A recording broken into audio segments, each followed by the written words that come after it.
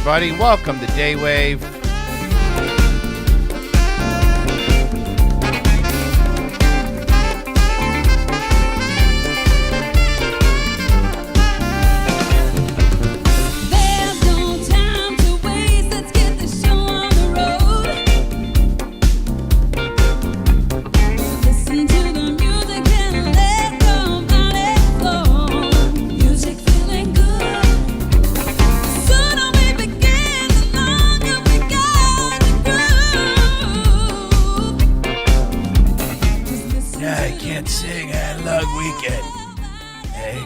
My voice is good because I had a long weekend. Now I'm fine.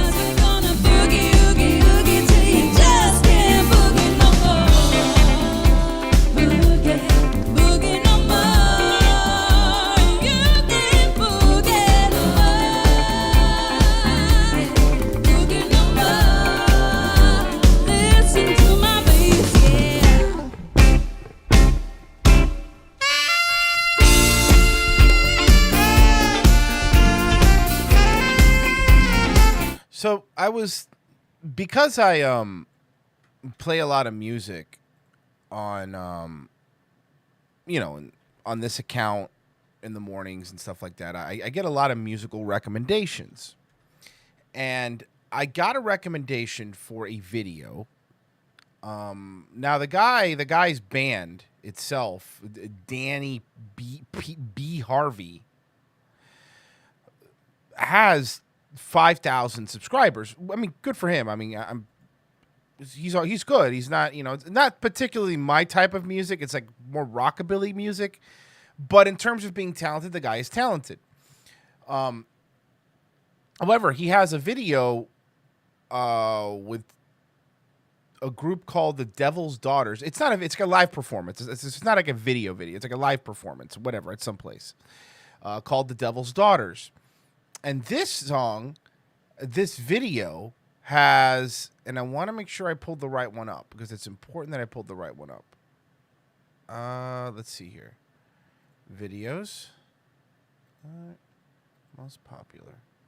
This video has 831,000 views, okay? Here's what I'm going to do. Again, the guy's channel is like 5,000, and this pops up somewhere recommended. I get a lot of music that pops up on my recommended because the music I listen to every morning. It's usually live stuff and covers and all that shit. And this is a cover, I guess, of a rockabilly song. So, and no, it is legit. See, it's not. This guy's not doing anything. Honestly, it's legit. But I'm gonna see if we can figure out why. Okay. So this guy normally does, songs and on his band. His band's okay for a rockabilly band. It's fine. It's just fine. But I'm gonna play the song and then we'll see if we can figure out why it has so many. So just the audio for a second, okay? This is a rock boppin' baby.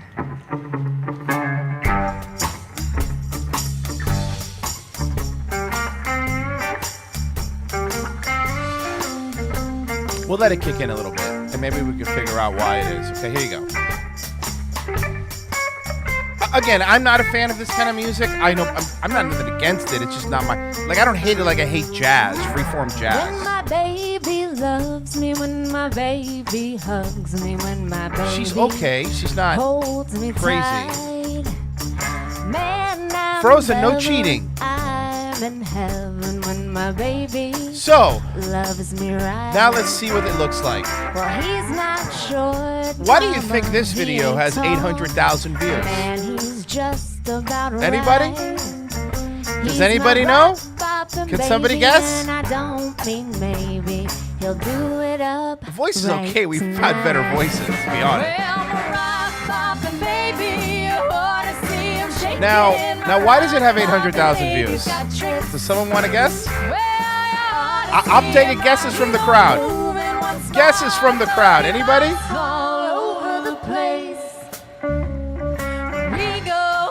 What do you think? It's a nice pair of talents? Just search for the Devil's Daughters, if that's what you're looking for. I'll give you 4 guesses. Yes, she's singing Miami Milf, you fucking pervert. Going, there ain't no slow. Why do you think this video has so many views, guys? I'm putting you as my baby, ain't got eyes for any other girls at all. Well, my rock poppin' baby, I wanna see him shaking my rock poppin' baby. By the way, it's always a woman that's gotta be like, and this is, and Maureen, I love you, but it's always a woman. The girl on the left has an eating disorder. Shut up. Shut up. Just shut up, all right? Stop finding flaws in things. That's like if, let me tell you something. That's like if I look at Chris Hemsworth, right, and I go, yeah, but he has a mole over his right eye. It's like, at that point, you know that I'm just being a faggot. Like, I'm just trying to find a flaw in him. Right tonight. You know, at that point, I was like, oh, yeah, but he kind of has a little bit of a lisp. Like, shut up. You just shut the fuck up. Right tonight.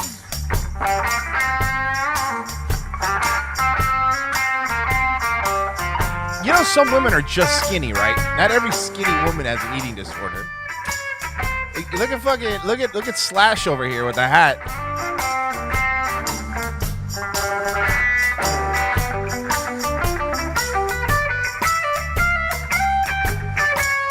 No, you can't be concerned for her well-being. Do you think that that's the worst thing? By the way, I don't think she has eating disorder. But also, you don't think these bitches doing drugs? So do you think we understand why this video has 800,000 views? While this guy's channel only has 5,000 subscribers? Huh? He did another song with him, apparently. It's the hat, right? I was going to say it's the hat. Look at this guy. Covering Zeppelin now.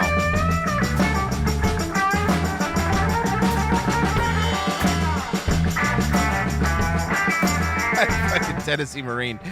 Those skinny women don't keep you warm during the cold months, so give and take. Nick, it's 2020. You don't have a heater or blankets? Like, I understand what you're saying, and I do. By the way, it's coming from a fat guy. But my point is that you don't got blankets? Like, we have fucking cavemen huddling for warmth on each other. Get a fucking space heater. I won't date her. She's too skinny. Your tits aren't skinny.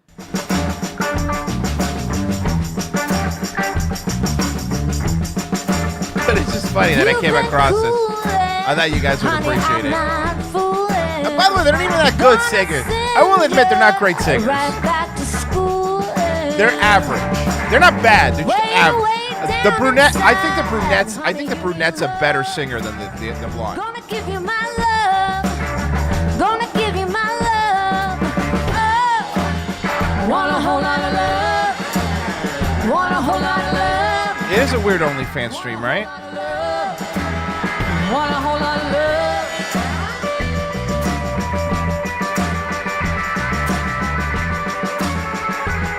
This guy knows exactly what he's doing, getting these chicks to do it, trying to blow up his fucking YouTube channel. But it's funny because, like I said, the other video has 800,000 views, but the guy's still at 5,000 subs. So no one's subscribing for the rest of his guitar shit.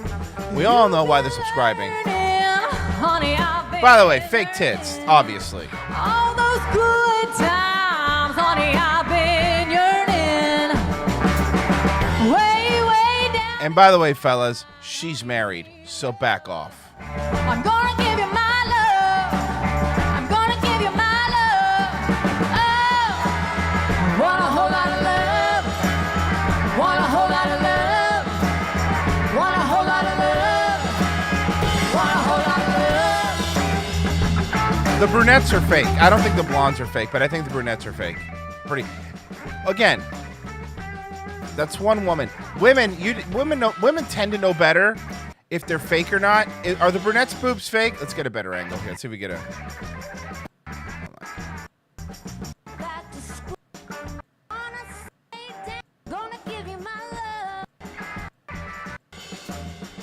Well, I think they're fake. Maybe I'm wrong. But if I had to put money on it, I would maybe the blondes are fakes too, but I'm specifically focusing on the brunette. They're fake, right? I'm not pointing out, but see, there you go, Maureen. And this is see, here we go. This is exactly, you're such a woman, Maureen. You got to break this habit. Who said her having fake tits is a flaw? Did anybody say having fake tits is a flaw? That shows more about you, Maureen. That makes it seem that you believe fake tits are a flaw. Did I say fake tits are a flaw? Because I did it. Nobody said fake tits are a flaw. You, apparently Maureen thinks fake tits are a flaw. And that's a Maureen problem, I guess. That's a Maureen has a problem with fake boobs. I don't. I'm just asking if they are fake. If they are fake. Never said that. By the way, some of the dudes, let me point something out of here. Okay, I want to be crystal clear. Because some dudes are like, it's a flaw, but it is. Some of the guys, it's a flaw. Nigga, I met some of you. Shut the fuck up. All right? You would literally uppercut your mom to be in the same room as some of these women. I'm just being honest. All right? So let's stop. All right? I just met some of you guys. All right? I'm an ugly dude too. I'm very self-aware of it. Fat ugly guy, I get it. But let's fucking stop like it's a bunch of chads like, yeah, fake boobs are a flaw. Oh, God. You have to be shut up. Shut the fuck up. I don't want to fucking hear it anymore from that. If you're going to make fun of a woman, well, you should. But the best thing to do is their personality. These women are probably personalities, probably aren't great. I don't know them. Maybe they're wonderful people. Okay? But that being said, let's fucking stop, all right? Oh, this fucking fake ones are bad. Shut the fuck up. You would fucking roundhouse kick your grandfather in a wheelchair for them to smell her hair, all right? So stop. Yeah, you know what's worse than fucking fake boobs? Fake personality. Oh, fuck. They could be very nice ladies, Closer. You're absolutely right. That's what I'm saying. That's why I backed off when I said they could be nice. They could be very nice ladies, okay? The nipple loses feelings. So that's a flaw for the woman. We're not talking about what's fucking flaw for them. I'm sorry. Who the fuck is asking about that? Who cares? My nipples work. Oh, fuck.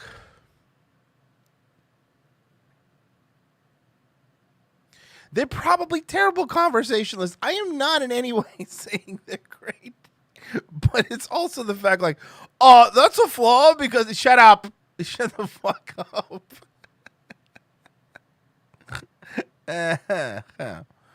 Oh, fuck. Anyway. Fucking Christ almighty. Jesus Christ. Anyway, I know I got a little off topic. I just thought it was funny that I was getting that recommended video this morning when I was looking for songs. I was like, why am I getting this?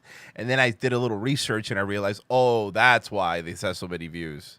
No, because you can see how many views it has, and I'm like, oh, maybe this is a really good cover. Like, this has got to be good. 800,000 views.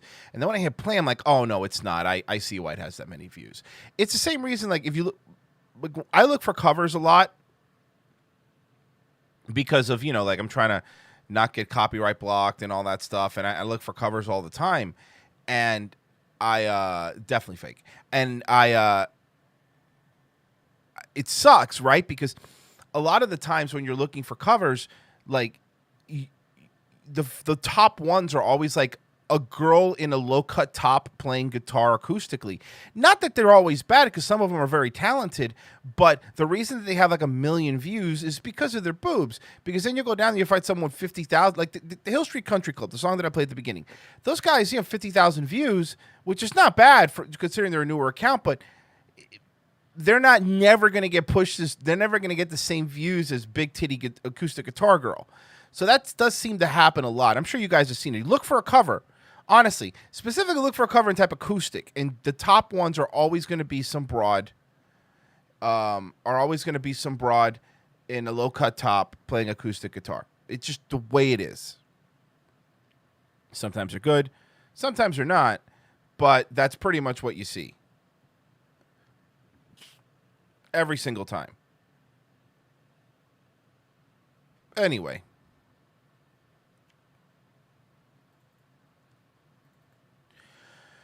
I thought you guys would appreciate that. I thought you guys would appreciate that.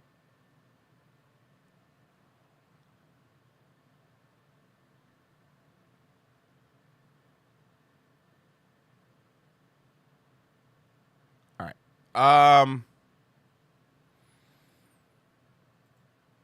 What's up with that boy T Murph?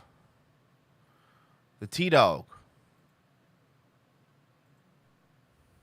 Hi, it's me, Thomas, and today I go to work, and I have her on my playlist. Her name is Sia. The album is Every Day is Christmas. I like that album very much. Sia? Mm-hmm. Her looks kind of a little weird, yes. Mm-hmm. Sia. Singer, yes. Mm-hmm. And also, I work today, and I think I might buy, some ideas for Christmas, yeah. Okay. It is the week before Christmas, yes. Mm-hmm. And, is there anything else I want to say? Oh, yeah. I've heard the song Peppermint Lane, yes. Mm-hmm. And Snowman, yes. Mm-hmm. I have no idea who Sia is. Who's Sia? So I guess we're going, so I gotta go. So, bye. Bye. Bye, Thomas. So what happened to Sia? Why do woke people get mad at Sia? I don't know who Sia is. I guess I should know, but I don't. Let's see here. Sia.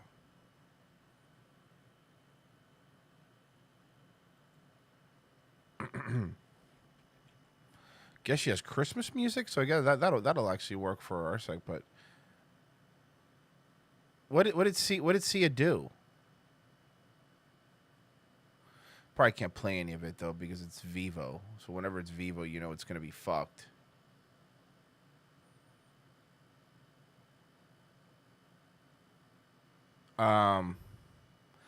Because she made a movie about a profoundly autistic girl and didn't cast an actual autistic. Who gives a shit? Why do you have to cast an autistic person to play an autistic person? Why does that fucking matter? Okay, so 2 things. Number 1, I realize that I think I have to poop, but this actually works out because I wanted to show you guys something. Okay. There is a YouTuber that I came across, just organically came across this YouTuber. And he has 500,000 subscribers, so maybe some of you have heard of him. But I really like this guy, and I wanted to turn more people on to him because it's actually a breath of fresh air. He's monetized and everything. I don't know how long he's going to be monetized for, but his name is the Critical Drinker. Have you guys heard of the Critical Drinker? Because I watch a lot of Red Letter Media and movie stuff and whatever, and he popped up in my thing, in my thing. So, I thought you guys would appreciate this. So some of you know him, some of you don't. All right, cool. I think you guys are gonna. I wanted to play this one because I watched this video. I was like, this guy's fucking good. So this will give me a chance to use the bathroom. But here, let me pull it up here. Check it out, and obviously subscribe to him. Okay, I'll be right back.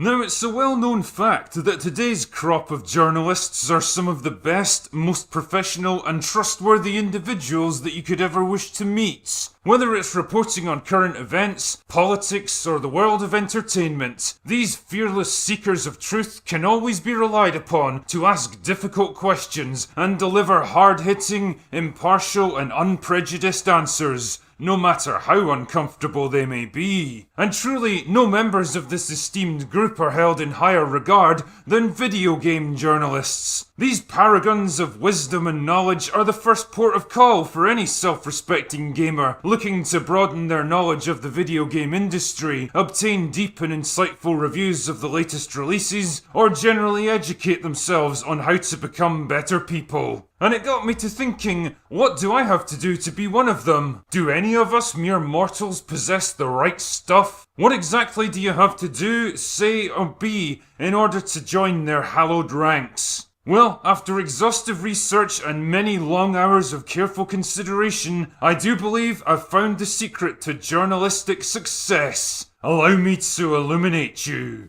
Now, for starters, you might assume that you have to be passionate about video games as an entertainment medium, well versed in their history, and definitely skilled at playing them. But that's just not the case. In fact, your incompetent playing style and lackluster interest is no longer a barrier to success, because most game developers have helpfully included a journalist mode in their games, specifically designed for people just like you. That way you can sit back with your decaf soy latte and just watch the pretty colours on screen as the game basically completes itself. After a few hours of this, you're probably feeling tired, but that's okay, because you can feel totally confident in offering up your opinion on the game with absolute authority. Just make sure not to livestream yourself trying to play it, because some people can be snooty about that kind of thing. But don't worry, they're just sweaty virgin gatekeepers living in their parents' basements. Now, if you've managed to ascend to the highest levels of gaming journalism, you don't even need to bother playing the game that you're reviewing. You certainly don't need to trouble yourself with trivial details like customization options, crafting systems, side quests, exploration, resource gathering, or even completing the main story. Because really, who can be bothered with that kind of thing? It's not like you're getting paid tens of thousands of dollars a year just to play games. No, you've got better things to do, and those things are activism.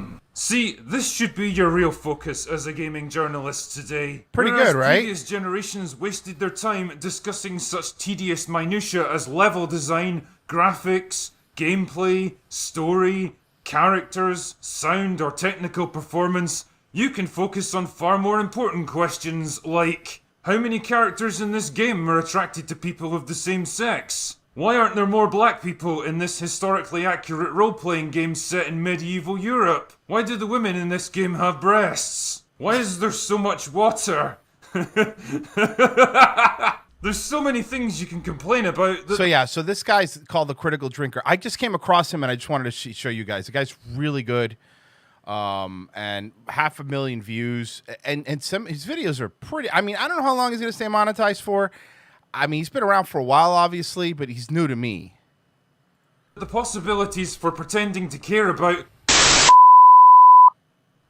advancing the cause of representation and diversity are practically endless. However, you may encounter instances where game developers anticipate these complaints and actually try to accommodate every possible variation on human sexuality, physical appearance, gender, and identity. And in these cases, you may find yourself wondering what to say. After all, they've basically given you everything that you've ever asked for. But don't worry, there's a simple but effective mantra that I want you to use in situations like this. Here's the link. It's never enough. No matter how far they go and how hard they try to include every obscure variation on the human experience, there's always more that could have been done. If 50% of their characters are gay, why not 100%? If they include options to make your character male or female, or both, then why can't they be neither? And why can't players come up with a whole new gender all of their own, and have the game somehow adjust millions of lines of code on the fly to accommodate it? Now you begin to see how them conceding an inch allows you to take a mile and still complain that it's not good enough.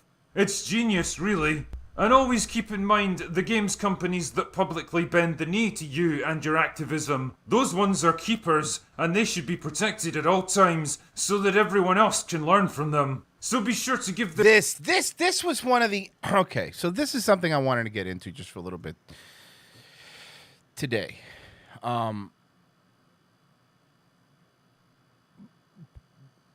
This Last of Us thing, I don't understand why people like this game. Okay, I played the first one, so this isn't like me coming into something that I haven't played. I played the first one. The first Last of Us game was okay. It was okay. It was an okay game. It was not mind blowing.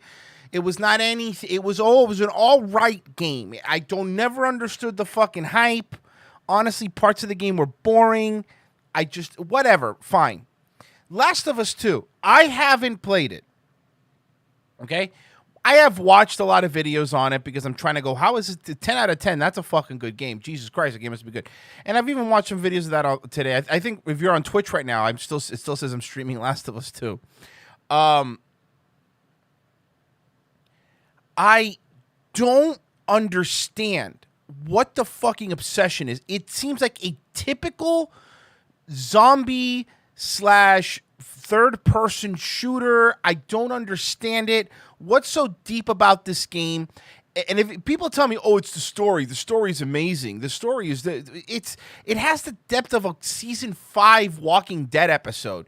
So it's not even like it's a story in depth, and it's like, "Oh wow, that's deep." Like you want to, even if you're one of those, you want a story with you want a game with a good story. The gameplay it's basically a movie.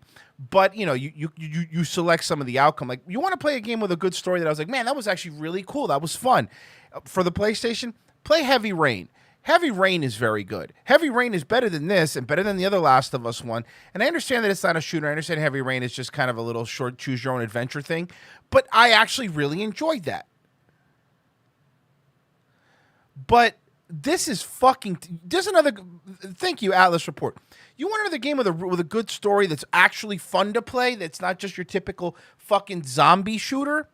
Go play BioShock series. Go play the BioShock series. All of them are good. Detroit. Thank you, JJ Stone. There's another one. But I don't get this 10 out of 10. Why?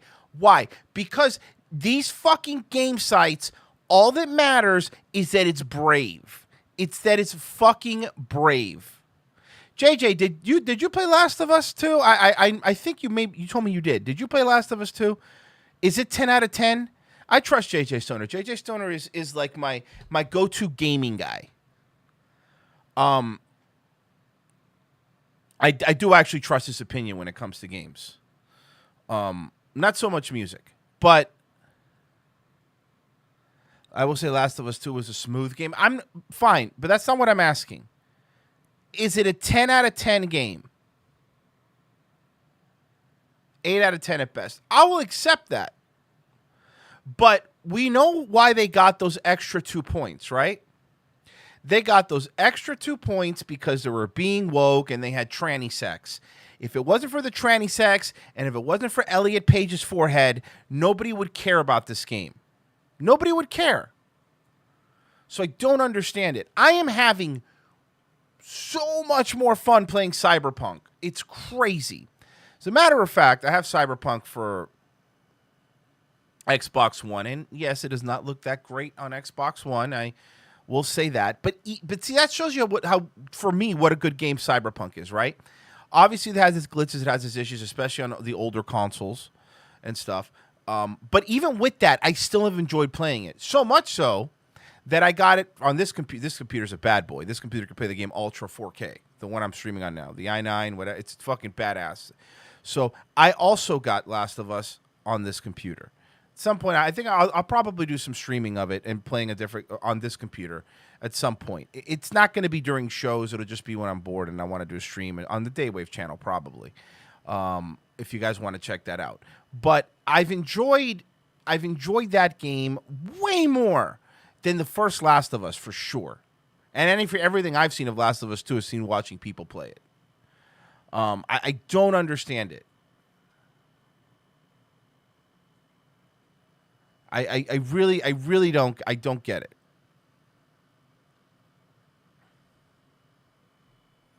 But I know it has its bugs, and I get that, and I go, the game's probably shipped like to be honest with you, CD Projekt pulled the Bethesda ship with a bunch of bugs, with a bunch of shit.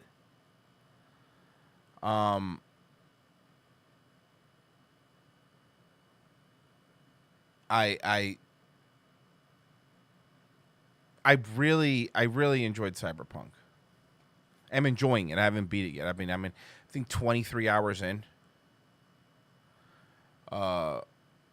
And that's a fun game. But this fucking Last of Us. Look, man, everyone likes what they want, right? But no one's gonna fucking convince me. Nobody is going to convince me that the reason that Last of Us 2 is not 8 out of 10, but 10 out of 10 is because of its wokeness. I'm sorry. Nobody. Absolutely nobody.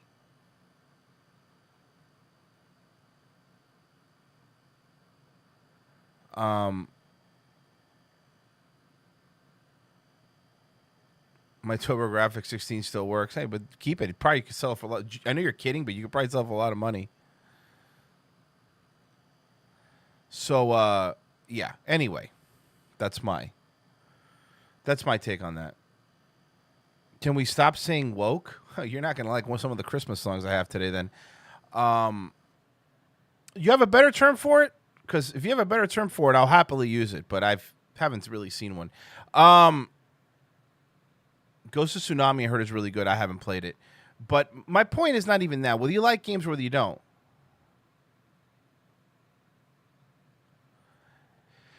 My point is that it's I'm using it again, this wokeism is exactly why. So wokeism is working in tandem with the reviewers and all that stuff. And I'm not breaking any ground, Comicsgate and Gamergate. I understand that this isn't me fucking saying something that people don't know. It's a fact, but I think it's worth repeating. At least in my opinion, I think it's worth repeating that this is the reason we're getting shitty games. This is the reason that we're getting shitty movies. This is the reason that we're getting shitty TV shows. This is the reason why. This is the reason we're getting shitty YouTube streams, because any of the good ones get kicked off. It's because they want to push their ideology so bad that they will overlook if a game is good, if it's fun. All they care about is that it's woke. More, like Critical Drinker was saying, more fucking people cared, these fucking game journalists, more people cared about the fact that you could put a dick on a chick or a vagina on a dude in Cyberpunk than they fucking even cared about the game. Fucking nobody fucking cared about that.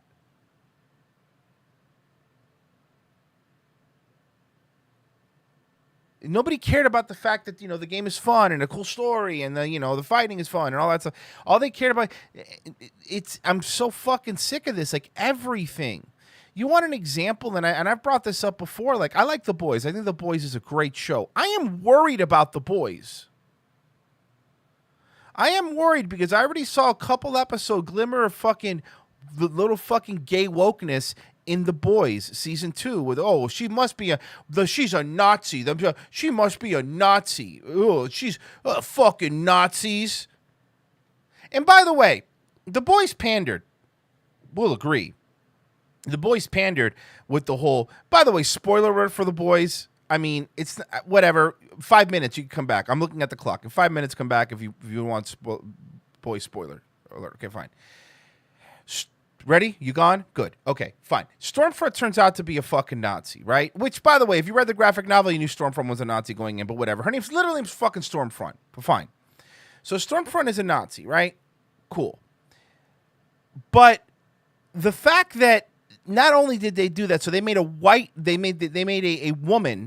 a Nazi, and they made it. So they even had the Make America Great Again kind of pandering stuff, and it's because Seth Rogen's involved in it. That's the reason you get this gay shit with The Boys. Don't get me wrong, I still like The Boys. I'm not saying I don't like it, but the guy who plays Homelander is amazing. But so they did this and they pandered and they go, oh yeah, the main bad guy must be a Nazi using social media to convince people. All of this fucking horse shit. And you know what happened at the end of it? Women were upset that they made a marginalized person, a woman, a Nazi. That's what happened. They fucking pandered to these fucking people, and they still wasn't good enough. It's never good enough. It will never be good enough. No matter how much you do, no matter what you say, no matter how much you want to pander, no matter how many dicks you put on chicks, and no matter how many twats you put on dudes, it's never going to be enough. It'll never be woke enough. You will never make it happy because you guys think that the majority of people that buy your games are the people on Twitter. Guess what? Most people complaining on Twitter aren't watching your shows anyway and aren't fucking buying your games anyway. You never win, no matter what you do.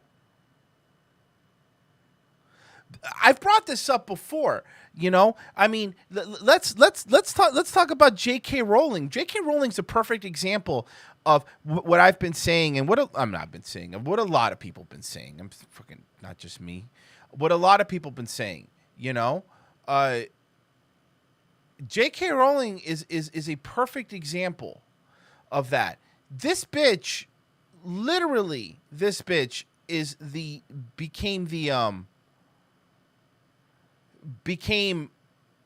the new Jesus of SJWs, right? She became the Jesus of SJWs, okay? Everybody loved her. Everybody that was woke or whatever loved this woman. They fucking loved her, okay? Oh God, look at her, you know. And remember, everyone was like fucking carrying her around on their shoulders when she was like, Hermione's actually a black woman. Yes, slay queen. And the moment that the fucking queen of the wokeness decided to say, well, you know, I don't think that men are women. I think that takes away from women. When men become women, it takes away from, you know, women achieving things. That's what she said.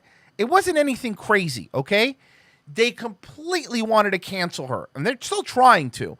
To the point where they're saying, "Oh, it's Harry Potter is such a great book. Good thing nobody wrote it." Like they're trying to make it seem like she never existed. And I don't like J.K. Rowling. But my point is that this is a perfect example of no matter how many main characters you turn black, no matter how many main characters you turn gay, Dumbledore, you turn gay, even though it's in the book, they never fucking mentioned that he's gay, but fine, he's gay. I don't really care. I'm not a big Harry Potter fan, but it doesn't matter. The moment you make one misstep and you don't fucking fall in line, they will cancel you. Harry Potter is the Bible for SJW atheists. That's a fact. I'm sorry, but that's what it is. For the amount of people that have, and I actually saw an article about it the other day, as a matter of fact, where, you know, is Harry Potter the new Jesus? I'm being fucking serious. Go look it up. It's fucking real. For people that, and I'm not judging anybody's religion. I'm not in any way doing that. I'm not telling you what to believe in. I don't do that. You know I don't do that. If you listen to this show, I don't tell you what to believe in. I tell you what to believe in. I don't fucking care what you believe in. I have friends who are Christian. I have friends who are Muslim. I have friends who are Jewish. I have friends. I have friends who are atheists, fucking militant atheists. And I mean that. I really have all kinds of friends, because that to me is not the most important thing in the world if you're going to be friends with somebody. But it is a fact that a lot of the SJW movement's like, oh, you're going to pray to the fucking spaghetti monster in the sky. Oh my God, can you believe it? Oh yeah, sure. I'm sure. Somebody walked on water. Oh, can you believe that? Oh yeah. Religion's for dummies, stupid. It's science. They literally treat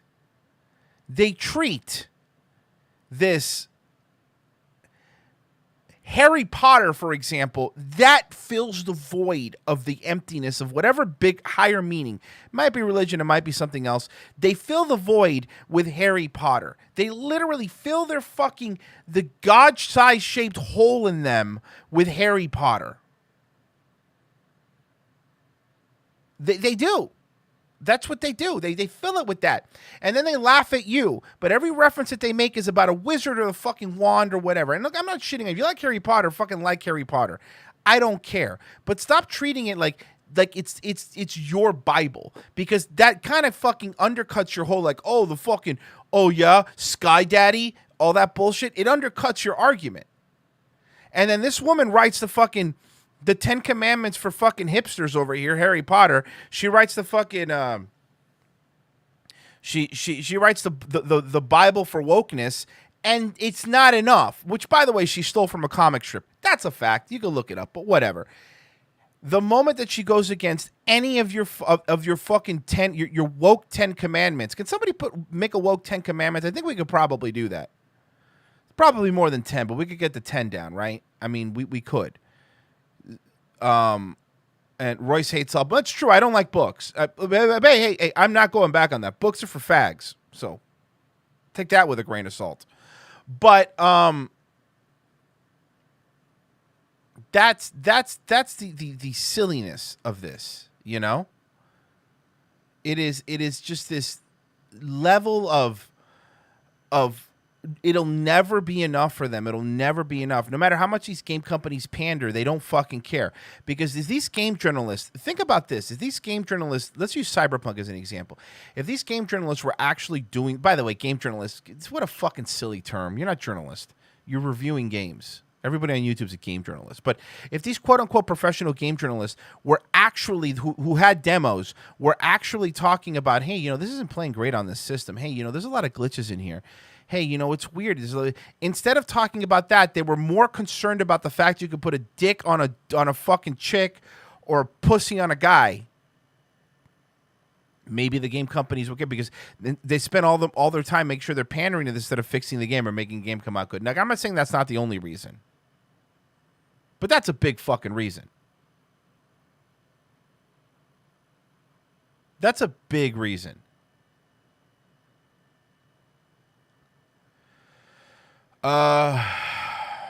So whatever. That's just my thing. I'm sorry. I went on a fucking rant there. I apologize. But it's just, after a while, it's like, you're like, enough, man. Fucking stop. Who cares? Nobody cares. The majority of the country doesn't fucking care about your wokeness. It's stupid. It's fucking dumb. People's minds blow up all the time. Like, you know, there's people that I know, well, my friends, but I've heard these people, and for example, like, I like The Office. You know that I'm a fan of The Office, and most people like The Office. I think it's funny, and there is a lot of woke people that like The Office. Couldn't they? Most Americans like The Office, for example. And they laugh at all the episodes and they think they're great. And I was just somebody that I know. They took the scene out of the Christmas episode from The Office where Dwight's cousin dresses in blackface, like that Dutch dude. You guys know his name, the Dutch Christmas tradition where he dressed in black. They literally cut the blackface scene out of it. And I heard them say, like, I don't really know what to do. Like, I love The Office, but, like, what do we do? You know, that is insensitive. And I'm like, bitch, you only thought that was insensitive now. Now is when you think it's... This show's been on for 10 years. That episode's been around for 10 fucking years. And now you never crossed your mind until the fucking mob told you it was insensitive, until they told you it was wrong. A lot of these people that don't even develop their feelings or their views on anything from themselves or their own life experiences. It's just when they tell them, okay, boys and girls, now it's time to be offended by this. 99% of these people, that's the only way they know what to be offended by. If the same people came out and said, no, the blackface is fine, it's funny, it was okay, they wouldn't give a shit about it. They wouldn't care. Moe's, yeah. Yeah, they cut it out. I was just watching the episode on Netflix, and they cut that scene out. They completely cut it out. So, like, that scene is missing from it. They cut out from 30 Rock on Hulu. They cut out they completely got rid of the episodes of when Jenna is in blackface. They cut that out too. Gone. Cut it out. They cut out the Dungeons and Dragons episode from Community, which, by the way, part of my favorite episode of Community. They cut out that one because of the blackface thing. So, you know, it was... Here, hold on.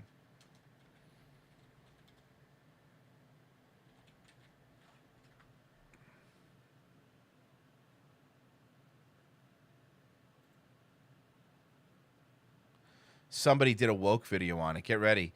Hold on, guys. Hold on.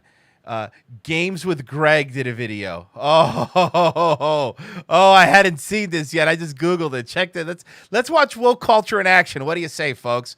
Grab some popcorn.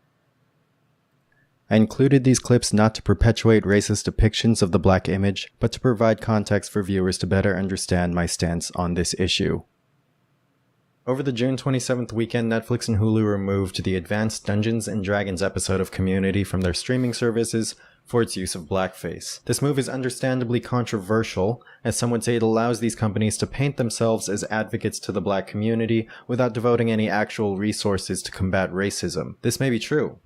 Pulling this episode out cost them nothing. They didn't devote any of their time, their money, or effort to show support for Black lives. At best, this is a misguided attempt to do the right thing, and at worst, this is a publicity stunt with no real impact. Either way, this is erasure and censorship, one of the worst forms of content But it's not enough, right? So you're saying it's not enough? control. But let's focus on what Community actually did. I love this episode.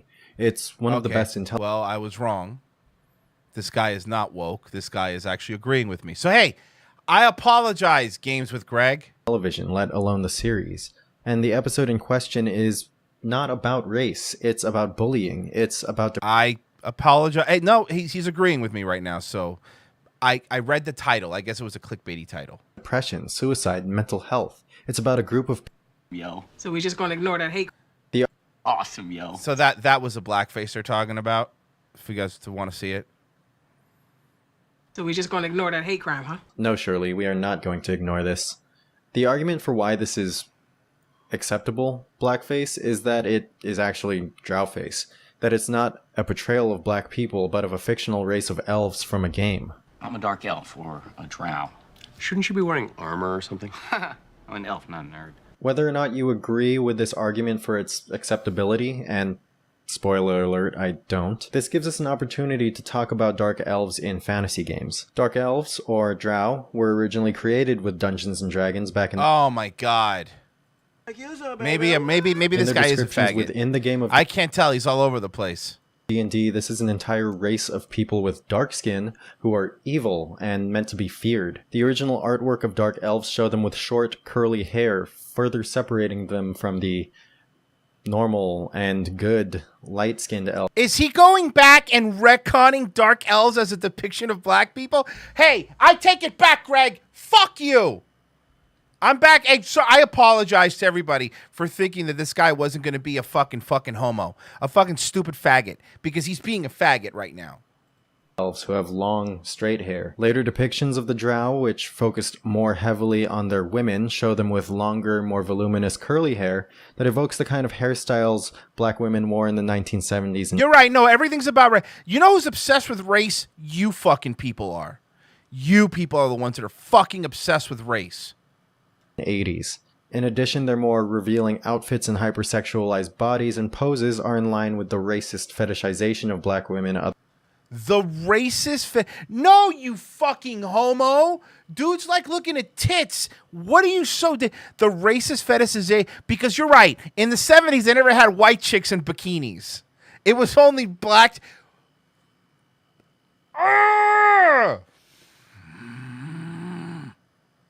Hey, guess what? He took his like-dislike ratio down. He took his like-dislike ratio down. It's not showing. Otherwise known as jungle fever, prevalent in that era, certainly indicating the influence of racist stereotypes on dark elf design. We need to acknowledge that racial biases have informed the creation of drow in fantasy games. No, we don't. Number one, we're not fucking nerds, so fucking nerd. And secondly, we don't have to do anything. What you have to do is next time you buy a mic arm, don't buy the one like I have that the cable's already going through it. See, like mine? Don't buy one where the cable's already going through it if you don't plan to put a microphone that has an XLR cable. That's what you need to do. That's the number one thing you need to do, okay? First thing you need to do. All right? That there are problematic racial overtones in portraying an entire community. Problematic racial overtones. All right, girl glasses, keep going. Of dark-skinned people as being evil, while light-skinned people are not. To say otherwise is to be willfully ignorant. No. It's not being willfully ignorant, my friend. It's not giving a fuck about what somebody 200 or 100 years ago did. Who cares? Who fucking cares? Nobody cares. And this is a problem that permeates through so much of fantasy role-playing since its beginnings. The literature that inspired Dungeons & Dragons was deeply rooted in racism, from the works of Robert E. Howard and his Conan the Barbarian series to those of H.P. Lovecraft, who, need I remind people, is a notorious racist. Oh, okay, sure. Hey, do me a favor. Can you guys, while I'm waiting here, because I obviously can't do it, can you guys Google what H.P. Lovecraft's cat's name was? Maybe, hold on. Maybe I could do this. What was H.P. Lovecraft's cat's name? According to Wikipedia, the name of the cat, Nigger Man, has often been cited in discussions of Lovecraft's racial attitudes. Again, that wasn't me. So YouTube, you could suck a dick. That was you. That was YouTube. Again, watch. I'm going to show you. What was the name of H.P. Lovecraft's cat? According to Wikipedia, the name of the cat, Nigger Man, has often been cited in discussions of Lovecraft's racial attitudes. Again, YouTube, that's a little fucked up. I want my Google canceled. Can you imagine that they allowed that? Can you imagine that they allowed that? Google, can you imagine that Google allowed that? Yeah, fucking newsflash. Most people back then were racist. Wow. Fucking what? That's crazy. Who cares? It was a black cat. Yes, it actually was. I've looked way too much into this.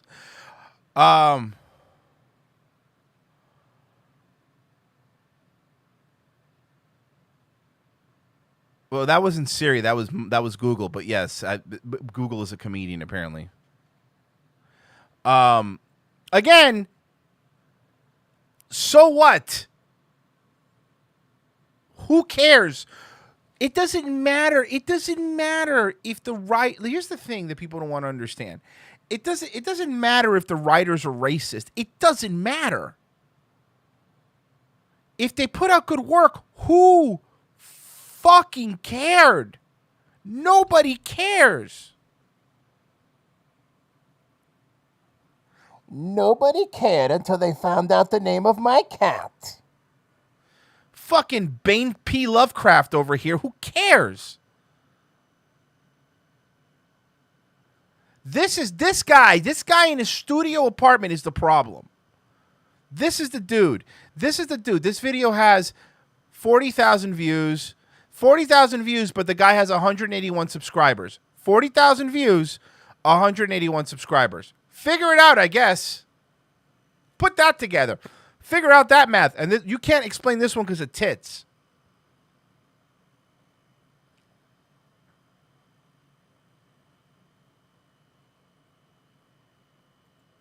These sci-fi, fantasy, and horror serials often drew from their contemporary mainstream concepts of eugenics and white supremacy. This guy is not smart, by the way. He Googled all this information, plagiarized it, and he's now reading it. He's reading stuff he found online. And just see, you laugh at me because I can't read. But if I can't read, I can't plagiarize. So take that, book nerds. There was a certain fascination with otherness as this looming threat. This kind of ideology was imparted to the fantasy role-playing game. Hello, my friend and brother. How can I help you, dear madam? Oh, Please, no need for such deference. I'm no better than a gnome. Yes, you are, madam. You are a human warrior, which is 5 species classes greater than I. That's disgusting. Don't talk like that. I am so sorry, madam. Please don't report me for execution. Oh, no, I didn't mean that. Guys, we've got to do something about these gnomes. Fantasy races in games are designed with inherent moral alignments and race-based advantages and disadvantages. That's right. Fantasy racism. Hey, guy, I know some of you play Dungeons and Dragons. Frozen, I'm looking at you. Fantasy, you're imparting yourself in fantasy racism because there's different classes and different classes have different advantages. Skyrim is fucking what? Skyrim is racist, guys, because the lizard people are fucking different than the cat people, and that makes it racist. It's fantasy racism. So now real racism has pretty much been solved. Let's be fucking honest here. In terms of any real effect weighs on people's lives, racism isn't as big of a fucking scary monster as people want to make it to be. So now we're gonna fucking delve into fantasy racism. We're gonna have to protect fucking fictional fucking races. This is unbelievable that this is where we are mentally. It blows my mind that this is where we are. Advantages. A fantasy race is arguably a racist fantasy, where the circumstances of your birth determine your ability, personality, intelligence, whether you're good. Okay, fine, Chinky Magoo, but I'm sorry. Excuse me. I apologize. I don't want to insult Mr. Magoo. Listen to this, fucking stupid. So you mean how if you're born white, it determines that you're privileged? You mean the circumstances of your birth, like being born white, which I'm sure you agree with white privilege because I'm looking at your glasses. Nice Zelda sword. Stuff like that? You mean like that? You mean stuff like that? Is that what you're referring to? Or being born white, you're born, you have to acknowledge your white privilege and it's an original sin? You mean stuff like that? Because you are saying that believing if you're born, being born a certain way, you're stupider or you're more dumb or you're dumber or whatever. You don't want anyone to believe that. But you do want everybody to believe that if you're born white, you're born with advantages and you're better than other people. So pick a fucking lane. I know that's hard for you because you're Asian and you're probably not a great driver, but pick a lane. Or evil. I understand that in fantasy this is more than a division of skin color between races and more closely resembles a difference in species. A hobbit or dwarf would be differently abled than taller characters, but where fantasy differently abled. You hear this nigga? He's talking about fucking dwarves and he mentioned differently abled. You know what? Society, we're doomed. We're fucking doomed. This is the mentality of these fucking people. The no fun club over here. Races become problematic is the suggestion that these different races could be monolithically good or evil, intelligent or primitive, cultured or animalistic, based purely Africa has entered the chat on their genetic background. No, these fantasy races are not meant to represent real-life minorities, but their descriptions were influenced by the historic denigration of other cultures. This guy needs the biggest wedgie in this guy, and I say this guy wasn't bullied enough. I was bullied as a fat kid. I've said that when I was younger. It helped me develop a personality. It just did. Okay? Bullied as a fat kid, fine. And I was. Probably the best thing for me. This kid was never bullied enough. He needed to be bullied. And he wasn't, and that's how you get this. And that's how you get this guy. I'm not saying that D&D creators Gary Gygax and Dave Arneson were hateful racists, but they had racist and sexist values taught to them through the media and entertainment they consumed. What the fuck is wrong with this guy? Pulp fiction magazines and literature made by white men, for white men, rife with racist and sexist ideologies. It's an example of what... But not like rap music, right? Now, not rap music that's made by black men, for black men, or not FUBU that's made by black men and for black men. But not Sean John that's made by black men, for black men. You're right, though. That stuff is cool and fucking woke and awesome. And you're right. This is bad. The fact that these white guys are like, hey, the majority of the country's white, and I'm going to make stuff that's going to settle the majority of the country. You're right. That's fine. But making a song about, I'm going to fuck that bitch in the face. I'm going to fuck that bitch in the face. Give her Molly. Fuck that bitch in the face. That's fine. Good rap song, though, by the way. Don't steal it. But that's all fucking fine, by the way. You can make a song about, yeah, I'm going to fuck that hoe. I'm going to fuck that hoe. Fuck her ear and fuck her lobe. That's fucking great. No problem. But making a fantasy world where a white dude has a sword and he slays dragons, that's the real problem. You're right. That's the fucking real problem with society. That's the issue. What was the name of H.P. Lovecraft's cat? According to Wikipedia, the name of the cat, Nigger Man, has often been cited in discussions of Lovecraft's racial attitudes. Okay, enough. I don't know why I turned it to Sam Tripoli there, but you get it. You fucking get it.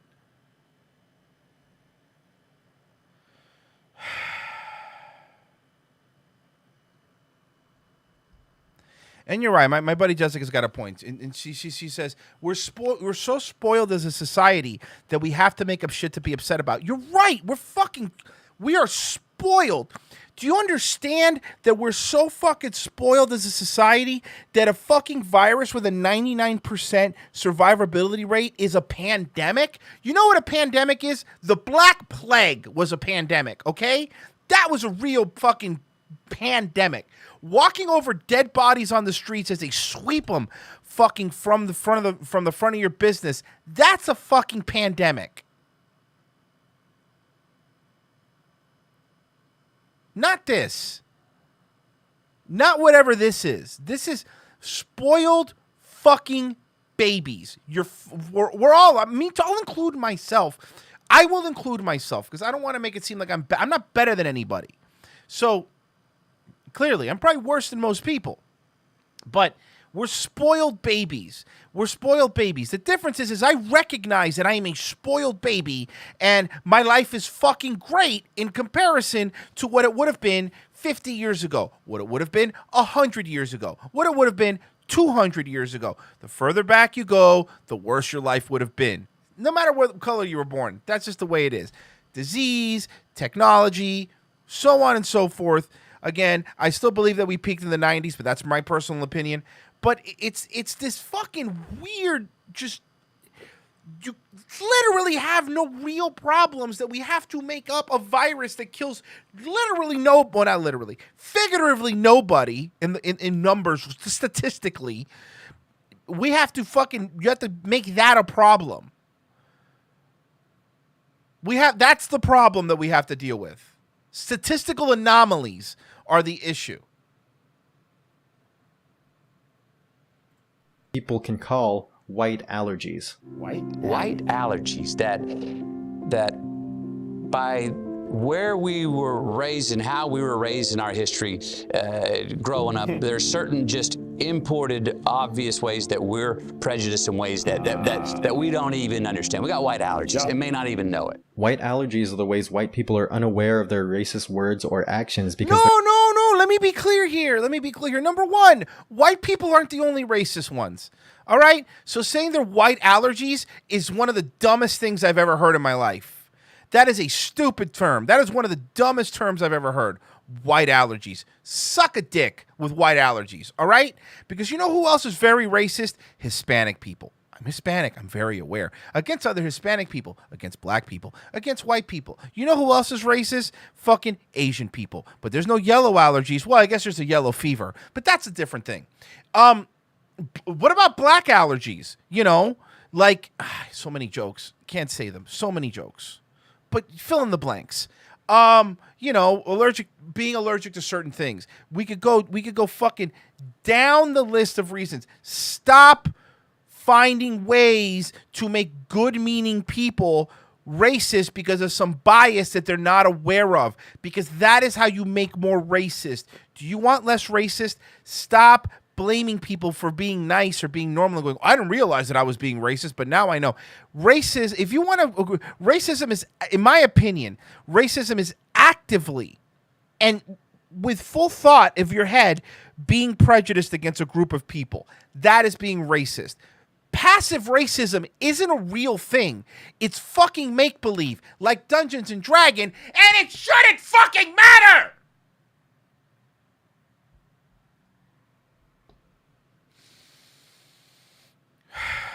Sorry. Their upbringing or their environment makes that kind of racism invisible to them.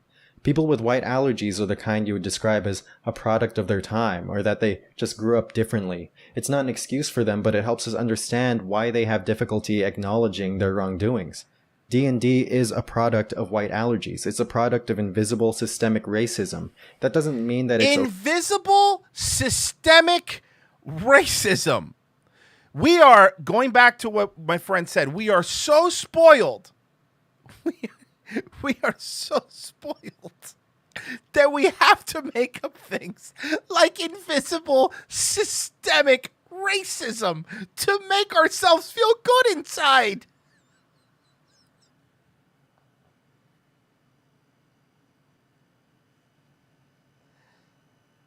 We're so spoiled.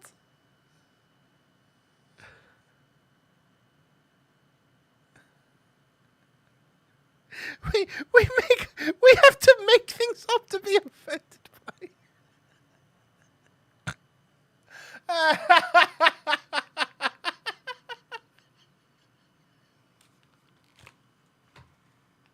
You just keep adding adjectives. Oh, we'll take care of systemic racism. Okay, we figured it out. Oh, but what about invisible systemic racism? Ah, fuck. Okay, we're going to figure out how to take care of that. Yeah, but what about double secret invisible systemic racism? Okay, we'll take care of that. Oh, but what about extreme double secret invisible systemic racism? How about suck a dick? How about that? How about suck a literal cock? Fuck you. Fuck you and fuck your invisible systemic racism, you dickhead. All of you.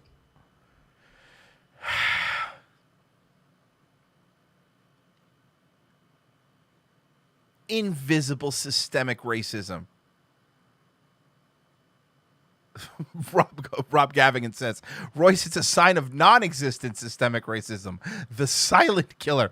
God damn it, Rob, stop adding adjectives. So it's non-existent, extreme, in double secret, invisible, systemic racism. That's a lot, guys. And you're all victims of, no, not victims. You're all perpetrators of it. Unless you're black or Hispanic, then you're a victim of it.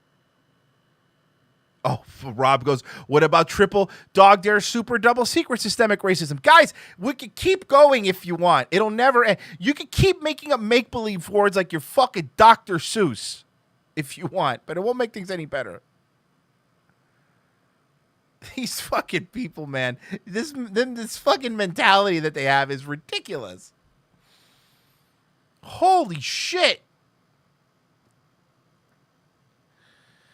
a racist product, but by taking inspiration from racist work, it has a hand in perpetuating a culture of anti-blackness and cultural exploitation. Cultural exploitation, which means, hey, there's not enough black people in movies. Hey, let's make movies about black people. Now you're exploiting them. Okay, take the black people out of the movie. It's not diverse enough. Add more black people. Okay, we added more black people. But it's not, well, hold on a second. You're stealing their culture. Okay, take them out of the movie. You don't win. You don't want to win because and I've said this before, when you monetize victimhood, the victimhood will never end and you will find new things to be victims about. That's the way it goes. There's no way to get rid of victimhood if you have monetized it and made it an industry.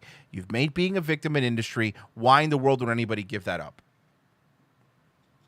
Which brings us back to Community and its use of blackface. Some fans of the show have argued that it isn't a joke on blackface, but a joke on cosplay and the accepted silliness of fantasy role-playing. If that's sarcasm, I can't tell, because everything in this game is silly. Chang wasn't pretending to be black, he was pretending to be a drow. It's not offensive, it's silly. Even if Chang was not portraying black people but a fictional race of elves, this is still a portrayal of something with connotations to anti-black sentiments. Oh, okay, so even if you're not, okay, so it doesn't matter, because because black is bad and white is good. Do you see you're the racist here? You have to see that. You have to see that. I don't like the Filipino Shay in Frozen Asian had a kid and he's doing this. Hey, take care of your kid, guys. You fucking hear me? Take care of this loser. I don't like this guy. These are your people. And the fact of the matter is that the writers of Community chose blackface for a reason. Because it's hilarious. How about that? I won't make an excuse for it. Maybe he was. Maybe he was making a fucking joke and it was funny. And even if it wasn't, it's a fucking joke. Who the fuck cares? They will try to cancel an episode of Community, but Governor Northam gets to still fucking be the governor of an entire state because he is going to apologize and follow their woke culture and take your guns away and pander to the blacks. That's fine. So shut the fuck up, you disingenuous fucks, all of you. And look, I'm not saying it's just this fucking games with Greg. I'm not saying it's Greg. By the way, Greg, I'm sure that's your fucking real name. Not Newsom. What's the guy say? Governor Northam, right? The Virginia one? If I'm not offended, then who will be? Fucking, I don't know. Twitter, I guess. Most of Twitter will be. Northam was a blackface one, if I remember correctly. Or the Klan one. He didn't admit which one he was in the picture. But I'm pretty sure it was a black... Northam. Yeah, so I was right. Ralph Northam. Got it. Yeah, Justin Trudeau's still the fucking Prime Minister of Canada. But that's fine, though. Because he's woke and he could do sit-ups. And he fucking does push-ups, I guess. This joke would not have had the same impact if Chang was in whiteface, and he's pretended to be white before, acting as Jeff's understudy for a Greendale commercial. And it was funny. I thought that was actually very funny. So what are you talking about? It wouldn't have been as, but it was. It was just as fun, if anything, maybe even funnier. Hey.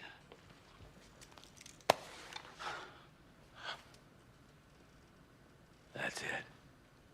That's reality. But they're not getting rid of the whiteface episode. When he played a white guy, they're not going to get rid of that one because it's okay. You make fun of white people. They've had it too good for too long. Isn't addressed with any sort of disgust or discomfort. Incredulousness, maybe, but it's never shown to be offensive, just silly and weird. The Dean wants his role to be played by a Chinese man in a blonde wig. Oh my god, you are insane. Blackface was picked because it's offensive, because it has shock value. Community took some... Then why did they pick whiteface? But so what? By the way, so what if it had shock value? So fucking what? That's comedy sometimes. Sometimes comedy has shock value. Who fucking cares? Lenny Bruce became an icon because of his shock value. Honestly, if you listen to Lenny Bruce's stuff today, was he particularly funny? No. He just said fucking cunt a lot on stage, and people thought, oh my God, that's so edgy for the time. That was shock value. Again, Lenny Bruce, it really wasn't that I understand why he's important to comedy. I get it before people start yelling at me. But was he really funny? Not really. He really wasn't. It's just that shock value is part of it. Something ugly and demeaning and exploited it for a cheap gag. And then it tries to justify the joke by painting it as satire. No. Doesn't matter. Here's the thing. Don't, I've said this before, don't justify your jokes. Don't do it. Because as you see here, according to fucking Chinaman Greg over here, or Filipino Greg, or whatever math country he's from, it's even if you justify it, it's not going to be enough. It'll never be enough. It won't be enough. So tell your joke and don't justify it. You don't They don't deserve an explanation. Stop giving it to them. No, they don't deserve an explanation. Stop.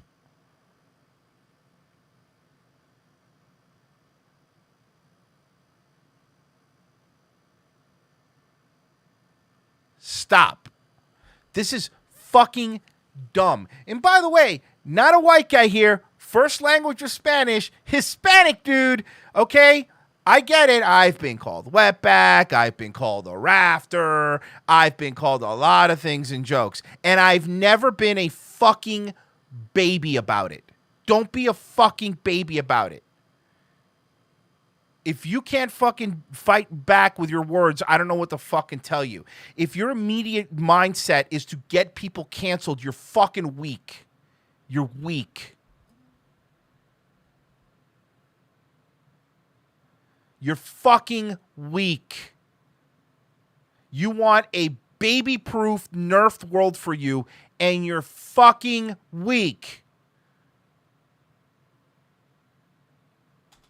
Demonstrating the discomfort of other characters around this portrayal, and then by removing Chang from the game by killing him. He's being punished and ousted for wearing blackface. This is deserved. This is the appropriate response to those who think it's okay to wear blackface, to humiliate and exclude them. But we wouldn't even be seeing this. But not whiteface, like you did earlier. We wouldn't be discomforted by this if the writers had elected not to use blackface in the first place. We cannot condone the exploitation. That's not why they got rid of him, by the way. I watched the episode. That's not why they got rid of him. It wasn't because he was wearing blackface, okay? That's not why they got rid of him. They got rid of him because he was being annoying. Of blackface, however satirical the intent. We can't make people who wear blackface look like harmless idiots. We need to acknowledge that blackface is unacceptable. Sometimes people that wear blackface are harmless idiots. By the way, blackface is harmless. In every sense of the word, it is harmless. It cannot hurt you. Just like words can't really hurt you. Blackface doesn't hurt you. And I'm not even advocating for it. I'm not an advocate of blackface. I'm just saying the mentality that it could hurt you, it can't hurt you. It's not a monster under your bed.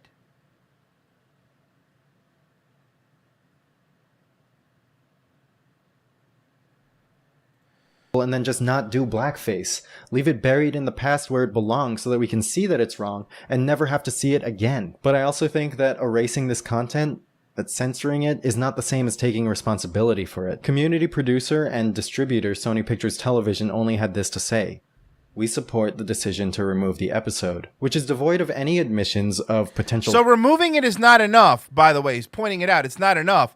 They need to admit that it was wrong, even though these Sony execs didn't write it. Dan Harmon wrote it, by the way, Community. It's Dan Harmon and his group of people.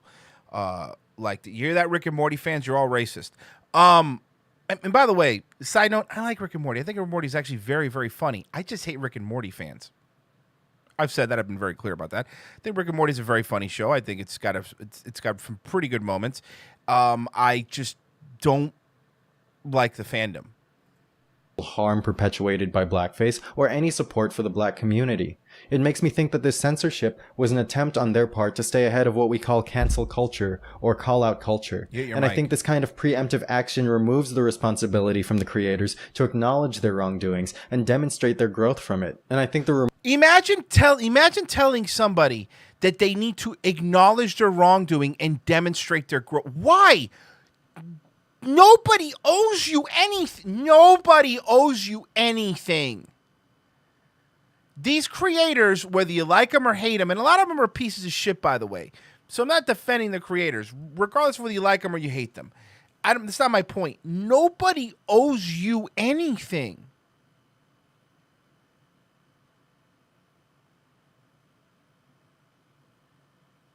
And that's a really good point, Frozen Asians. But you're not black. Why do you care? Why do you care? What are you, Yellow Knighting?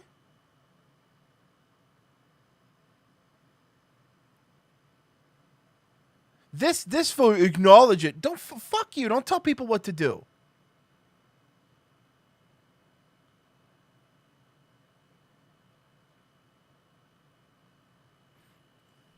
Removal of this episode harms the audience members that need support for their mental health, that are dealing with bullying and depression, that need to hear what this episode has to say. This is a good episode with a positive message about surviving depression that attempted satire and fumbled. And yes... Yeah, but here's the thing. Attempted satire. So you want the episode because the mental health advocacy... And why did you fucking go on an entire diatribe about blackface? You're giving them the point. Oh, admit that they're wrong, but keep the episode up. The world's not going to do what you want it to do. This is what happens. And honestly, people are not going to admit that they're wrong. They're just going to be like, oh, we'll take the episode down. That way, shut up. You can't be mad at us. The episode's down. And even if they take it down, as you can see, this guy's still going to be mad at you no matter what you do.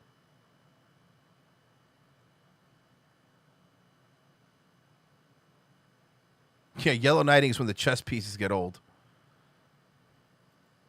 The show writers need to take responsibility for that. The closest official response from people directly involved in the show came from Ken Jeong, who plays Chang, making this apology on his Darkest Timeline podcast. In 2011, my character Senor Chang on Community depicted a drow elf from Dungeons & Dragons. I'm truly sorry if this portrayal caused anyone harm, as that was not the intent. Rather than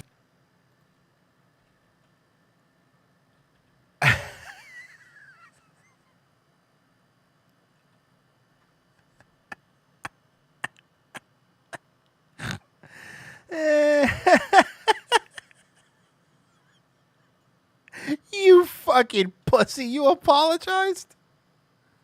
fearing being called out, we need to be brave enough to call ourselves in. We need to make ourselves aware of our past mistakes and acknowledge them and take ownership of them. We need to be able to have a conversation about it, make a teachable moment about why this was wrong. A teachable moment! Shut the fuck up! This is the reason games suck now. This is the reason TV shows suck now. This is the exact reason.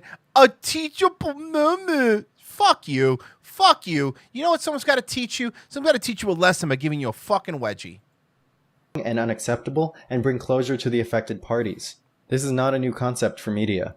Warner Brothers wrote a content warning for their racist Tom and Jerry cartoons. Hangar 13 wrote a content warning for Mafia 3 and its attempt to portray the racism that affected black people in the 1960s. They admitted that the content they created could be harmful and leave the decision to experience that. Harmful how? How is it harmful? How does it harm anybody? Who is it harming? These are the fucking same people. This guy, guarantee you, is the same people that would get up in arms if you were to go, video games cause violence, kids to be violent. Did you know that violent video games make kids be violent? He'd be the first one going, no, they don't. No, they don't. You can't have the argument that video games don't cause violence, but then have the argument that media is harmful. You can't live in that world. Pick a side. Pick a fucking lane at least. But I guarantee you this fucker plays GTA, he plays fucking Call of Duty, he plays he's a gamer guy. You know what? Let's see. Games are Greg. Literally 3 videos? Well, I guess I don't know. He's Zelda, whatever. Jesus Christ, he really has only made 3 videos. I guess this video got him fucking scared off the internet after people searching like shit. And what about the following of you're showing it, you're doing it. How is it not harmful? Oh, because what you're saying is so woke and altruistic. That's why. Because you're smarter than everybody. Harmful. Shut the fuck up. Shut the fuck up. Shut the absolute fuck up.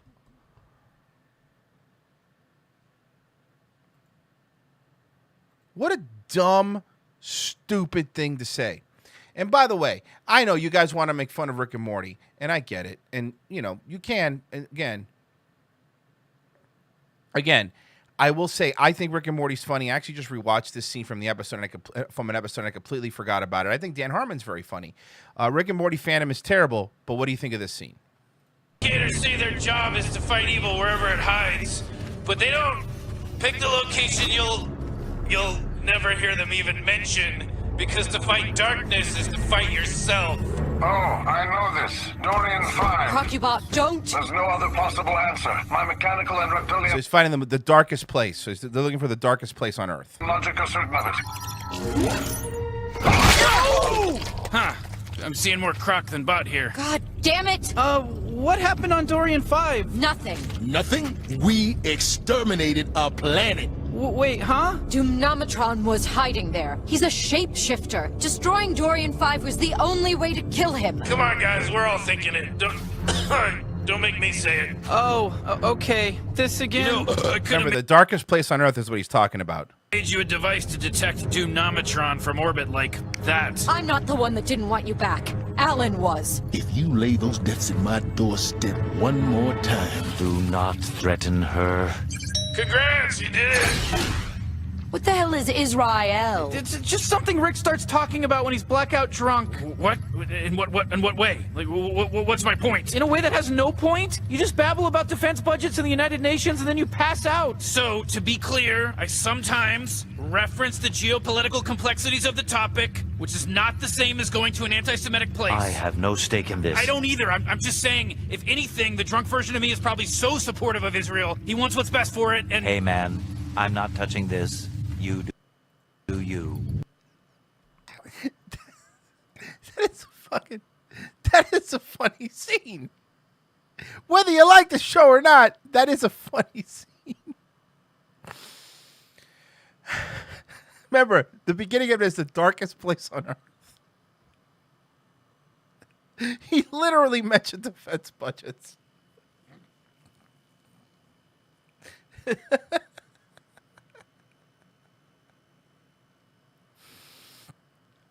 I thought you guys would get a kick out of that. I thought that was good.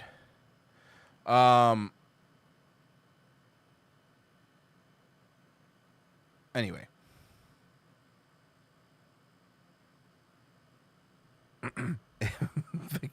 Very supportive. All right. Wow, that Asian guy. I'm really sorry, guys. That got me. I did not realize that was going to get me so angry. I didn't even know we were going to go to that place. I don't even know how it started. Oh, yeah. Subscribe to Critical Drinker. So let's try to make everyone... I got to calm down. Let's make everyone feel a little bit better. What do you say?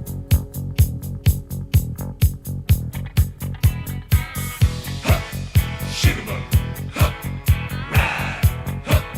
Shoot 'em up. Ride. Shoot 'em up. Ride. Shoot 'em up.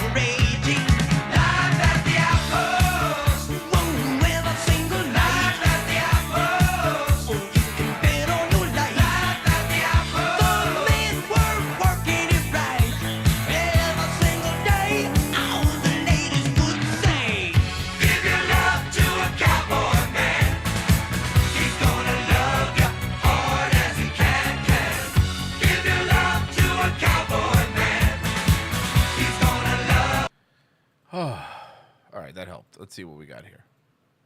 Whoa! Look at that. Merry Christmas, champ. Thank you. Thank you, Local Loaf. Much appreciated. Very nice of you, sir.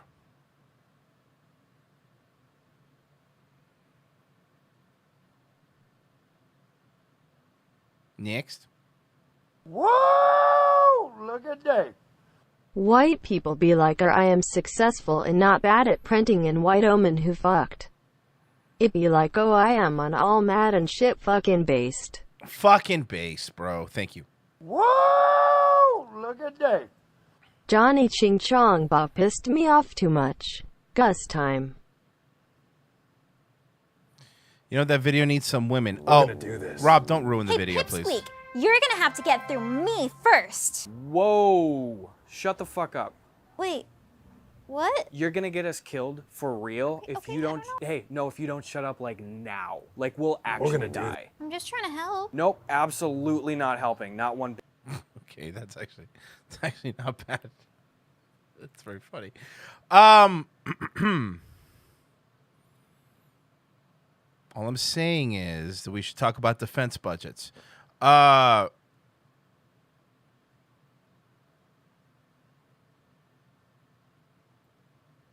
Again, man, I understand the fandom of Rick and Morty shitty, but you really are missing out on a funny show. My opinion, you don't have to watch it. If you have HBO Max, it's up there. That's all. That's all.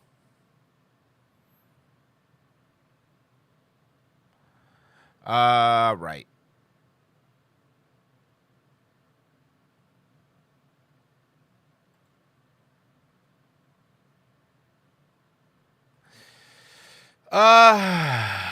Christmas song time. We are looking for the new great Christmas song. You already know it. You already know that's what we're doing.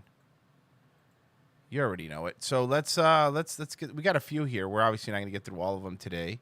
We will definitely get through a few for sure. Let's see here. Let's. Here's a good segue. Check it out. So this is Clara Vanderama. Excuse me.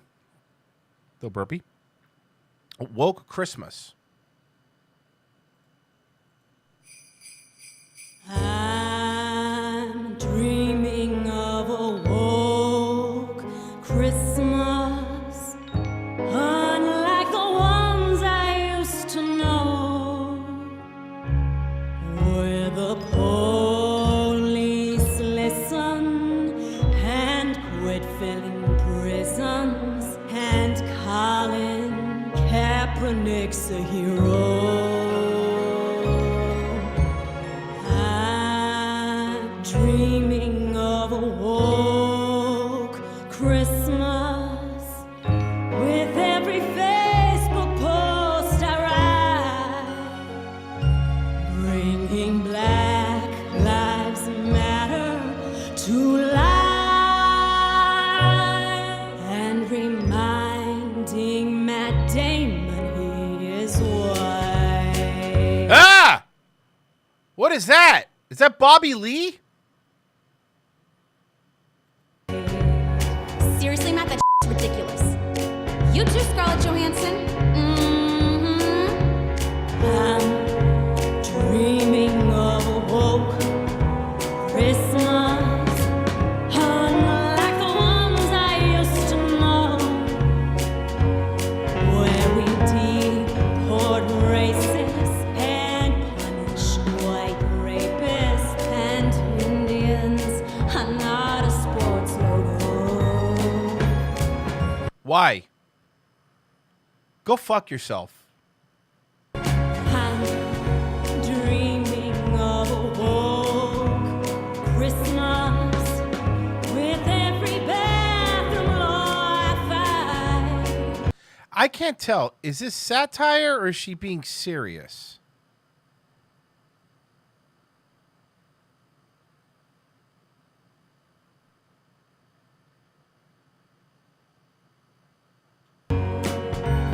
And every hashtag I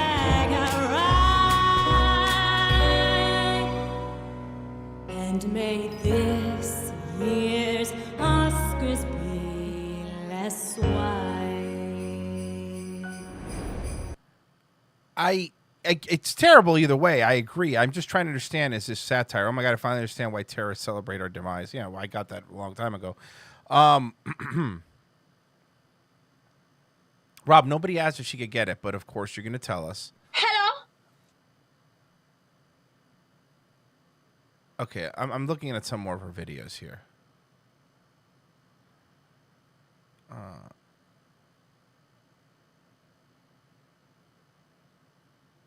She has a character reel. She's an actress, folks. Let's see her character reel. Hello, I'm Sofia Vergara, and I say, never judge a book by its cover. Look, nothing. Now look again. Words. In fact, don't judge anything by its cover. Check this out. On the box, it says spaghetti. Look harder. Sticks.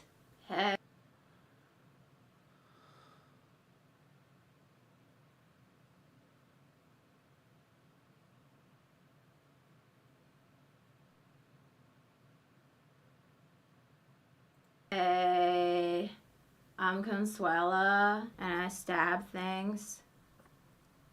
I stabbed a tree. I stabbed a basketball. I stabbed a goat. This is her character reel. She's an actress.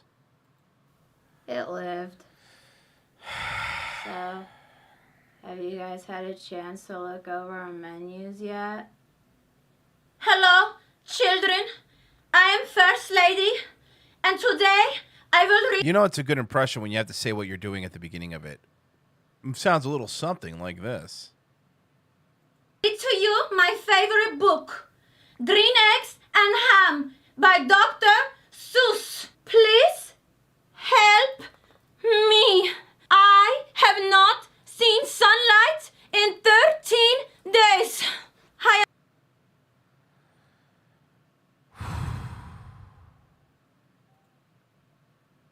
I'm gonna take naked pictures of myself to send to boys because I have low self-esteem. I'm constantly thinking of suicidio. Do you know what that means? Yeah, it means do it, stupid.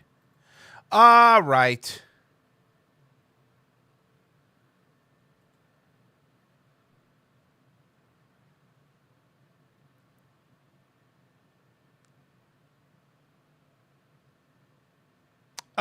We're doing Christmas songs. You're not gonna do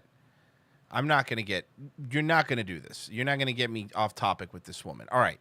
We're looking for a perfect Christmas song. Let's see.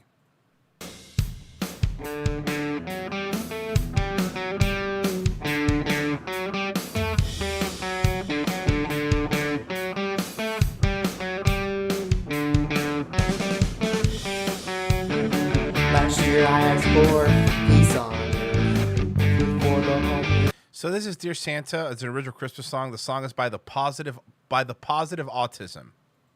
Joy and mirth, since none of that seems to last. This year, Santa, give me cash.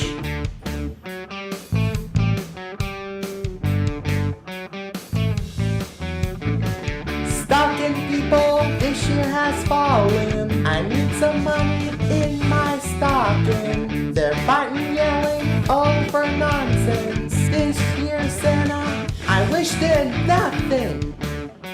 I don't know. I kind of like this guy. I like this guy a lot. Joy and peace upon his crown. Politically incorrect background. Goodness doesn't seem to last. This year, Santa, give me cash. Gold, silver, something shiny. Peace on earth, seems unlikely.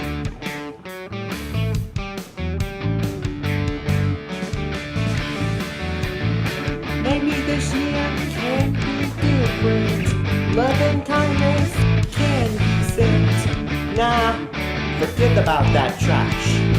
Santa, just bring on the cash. I need some cash. Cold hard cash. Give me that cash. Okay, hold on a second. Autism rocks. Subscribe.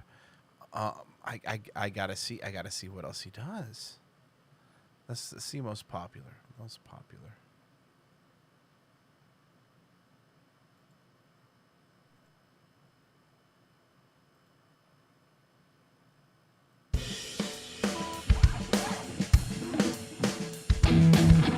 They say I'm a puzzle with missing parts. Being different lets them set me apart. You have pieces too, mine fit fine. Yours are just shaped different than mine. You didn't notice me, cause I don't speak. Everything said is heard, and those words cut deep. Blind in my ignorance, even though you see. Hey, he's at Magic Kingdom. That's Tomorrowland Transit Authority. He's rocking out of Magic. Is this a Florida guy? Is this a Florida dude? I definitely know Magic Kingdom. Is this a Florida dude? Don't assume that you know me. They say I'm a puzzle with missing parts. Being different lets them set me apart. You have pieces too, mine fit fine. different than mine. Animal Kingdom? Animal Kingdom. He's in Animal Kingdom here. She has a magic band on. I'm cut and shaped to fit the mold, to be productive, or so I'm told. Don't mind my mind, I try to say, doesn't matter much anyway. They say I'm a puzzle with missing parts, being different lets them set me apart. You have pieces too, mine That's Magic Tomorrowland. So that's Magic Kingdom again. fit fine. Yours are just shaped different than mine. Definitely been there several times. They have to live in Florida because his hair is different in every one of these.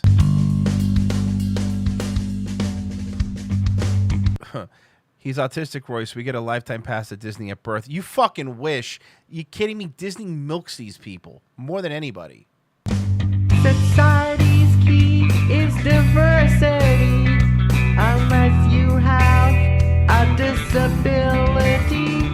Society's key is diversity. Unless you have disability. Society's key is diversity. Unless you have I think my buddy Jessica has a crush on him because, oh, he's brooding.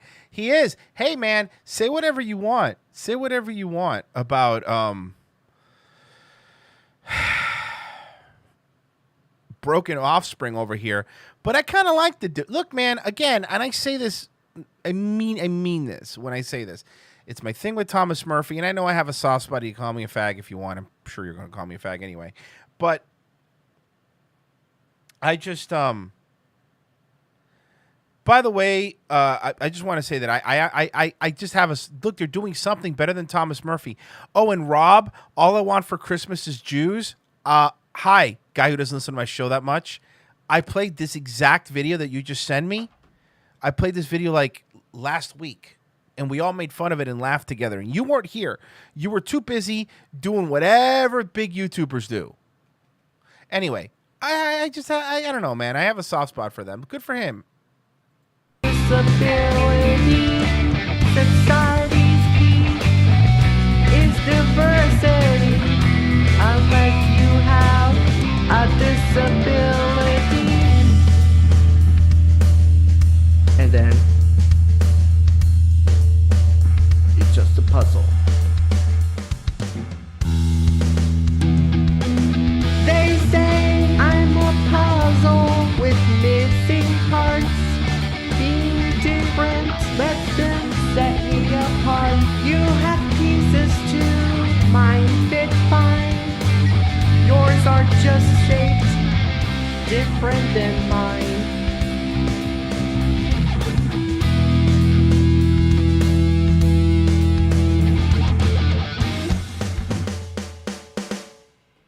Hey, I am all about Autism Rocks. I just subscribed. I will definitely be checking out more Autism Rocks video. I know we got off tangent here and we were supposed to be listening to Christmas songs, but I will definitely be checking out more of Autism Rocks videos, of course. Okay, so because okay, this is Rob Gavigan submitted this video. You could be mad at him, not me, because then I'm always getting, well, you're so gay. You're so gay. Okay, fine. But again, I didn't submit this video. Rob did. So it's a Christmas song, so we got to check it out.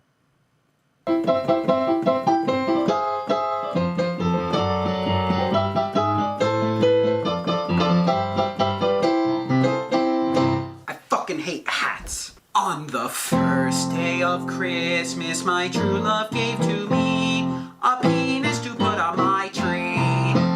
On the second day of Christmas, my true love gave to me 2 jingle balls and a penis to put on my tree.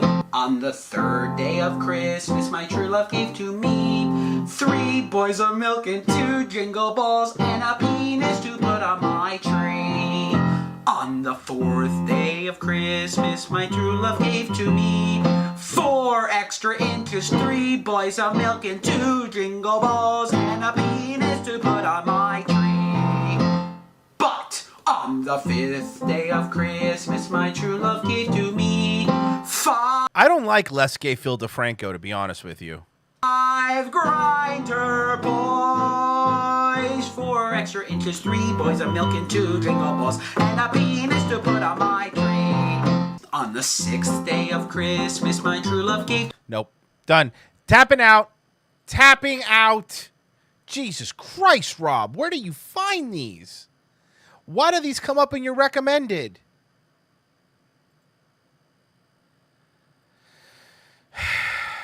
All right. Let's try another Christmas song.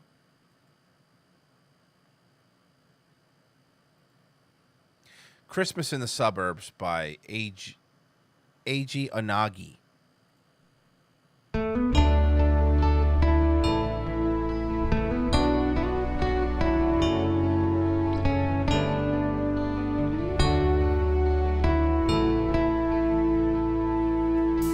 Times are tough and money's hard. Here's your effing Christmas card. A song I wrote about the season. We sit around the Christmas tree, drink to Jesus' birthday. Well, Daddy tells stories of his glory days. Mom's getting high in the back room, 'cause she's sick of listening to him. It's Christmas Day in the suburbs. Credit card debt is through the roof. Wow, that is really bad. I'd rather listen to the gay song. Sorry, bud. That's a fucking no from me. Almost Christmas by Ada Pasmic.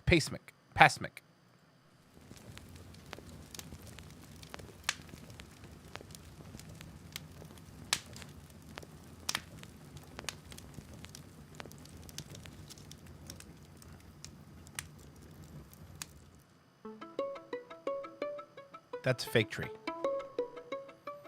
But a bad fake tree. Hold on. Hey, let's hear her out. Hey, calm down. Rob, relax. Let's hear her out.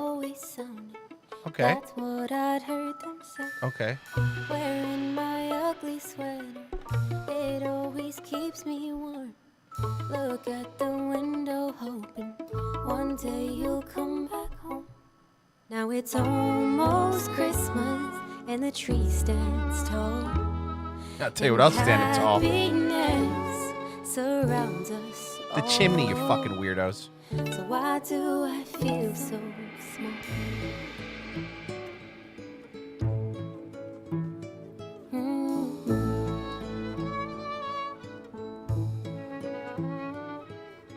And now the fire's burning, marshmallows roasting flame. The winter's this a- always magic.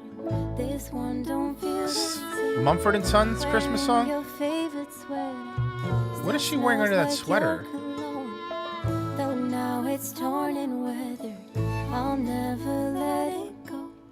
Now it's almost Christmas, and the tree stands tall.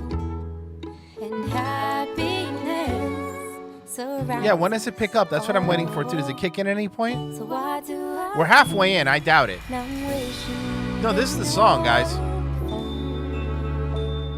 'Cause without you, it's not at all.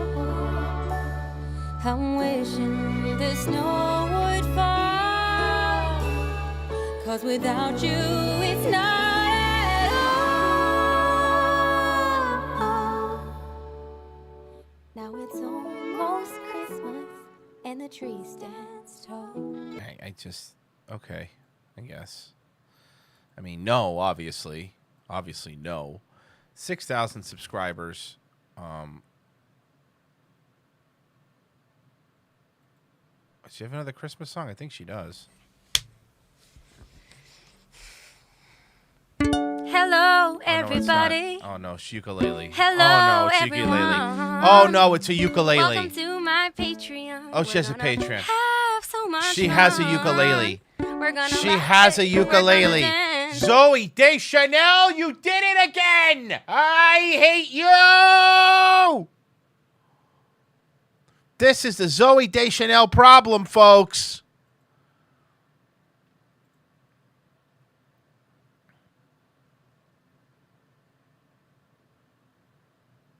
God damn it.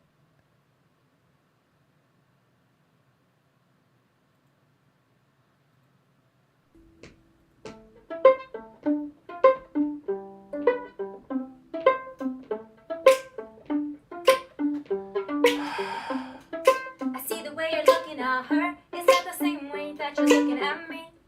I see the way you're smiling at her. Is that the same way that Her? you're smiling at me? Her? I like the way that you make me feel when you scoop me in your arms. Oh, it feels so real. But one day you're there and one day you're not. How am I to know which motive you've got? Are you after my heart? Oh, my body. Are you after my heart? After my heart. What is the accent? I can't put my finger. What is the accent that she's doing there?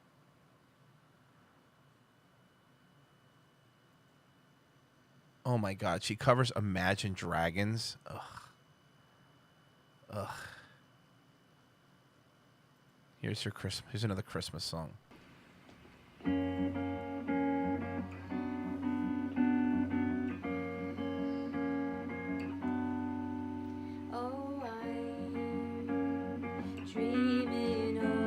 I'm dreaming of you getting a better fucking microphone because she can't hear you. All right, whatever. I'm done with her. Think we could probably slip in one more Christmas song to see.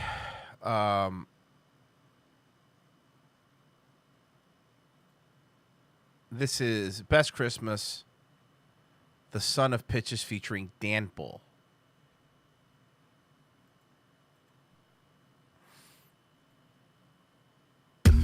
We know it's been a tough year for you all out there, but we want you to know that no matter where you are or what you're doing, Christmas is still gonna happen. You can't stop it. Try it. It won't work. So let's all just forget about 2020 and eat some turkey, some nut roast, or some festive jackfruit. I will do my Christmas any way I can. Socially distant while my mom Dan Bull's a British rapper? How the fuck do you know that? Every single Christmas across the land will be the best Christmas. British rap is the worst. If we just wash British our rap is the worst. hands, every surface is sanitized, but we don't have to compromise. Let's make this the best Christmas, and we don't even have to make a thing about it. Let's make this the best Christmas. Let's make this the best Christmas. Not to say the other ones are really bad. Let's make this the best Christmas.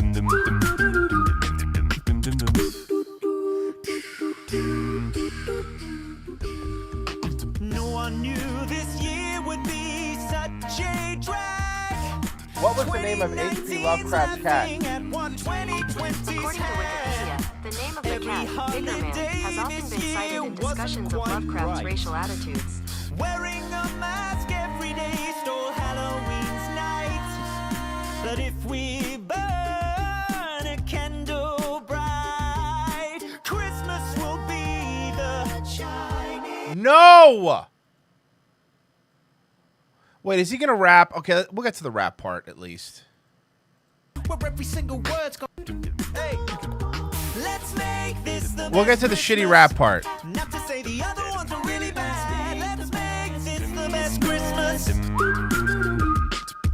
Now come on and pick picture my Christmas rap, where every single word's got a 2-meter gap. The rhythm is cool like a snowy cold day, and the lyrics are clean like a sanitized sleigh. It's been a rough year, so my budget is low. I make my own gifts, I even learned how to sew. Got hobbies, no jobbies, but plenty of time. Might have a vaccine by the end of this rhyme. Will Santa be a Boo! No. No. No. No. Whoa! Look at Dave. I am sending my woman to Target. Does anyone need anything while I've got my hoe out and... I'm good right now. About. He was much better as Jack the Ripper. Much better. Okay, implying that he murders women. Hey, D-Live, get your lemons. There you go, D-Live. Thank you so much. There's your lemons. Guys, thank you so much for listening. ROTC coming up here in 4 hours. Hopefully you're around to partake in the ROTC-ness that will be happening later this afternoon. And if you're not, hey, man, that's your loss, brah. Let's do a little yacht rock. 10 out. Thank you so much, guys. I appreciate it. See you in 4 hours. Have a wonderful day, Wave. Bye. Bye. JJ Stoner next. DLive.tv/JJ Stoner.